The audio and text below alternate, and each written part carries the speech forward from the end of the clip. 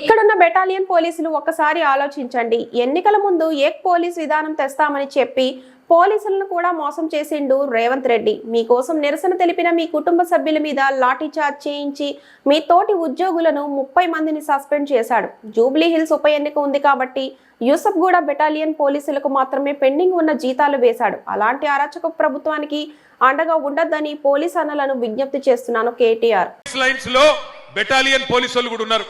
Battalion police అన్నదమ్ములకు కూడా నేను విజ్ఞప్తి చేస్తా ఉన్నా. అన్న యాది పెట్టుకోండి, ఎలక్షన్లకు ముందు ఏక్ పోలీస్ అన్నాడు. రాష్ట్రమంతటా ఏక్ పోలీస్ విధానం తీసుకొస్తా అని చెప్పి నమ్మబలికిండు రేవంత్ రెడ్డి గారు. కానీ ఎలక్షన్లు అయిపోగానే మీకు కూడా మోసం చేసిండు. మోసం చేసి మీ కుటుంబ సభ్యులను కొట్టించిండు పోలీసులతో.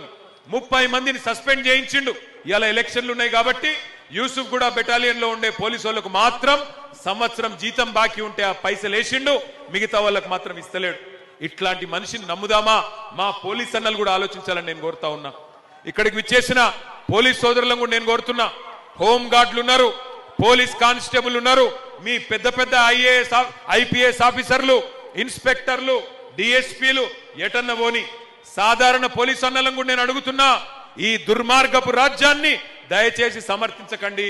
ఈ దుర్మార్గపు ప్రభుత్వాన్ని దయచేసి వారికి అండగా నిలబడకండి. మళ్ళీ కేసీఆర్ ప్రభుత్వం వస్తేనే పోలీస్ అన్నలకు కూడా న్యాయం జరుగుతుంది, గుర్తు పెట్టుకోండి అని చెప్పి నేను విజ్ఞప్తి చేస్తా ఉన్నాను. మరిన్ని అప్డేట్స్ కోసం మా ఛానల్ ని సబ్స్క్రైబ్ చేయండి.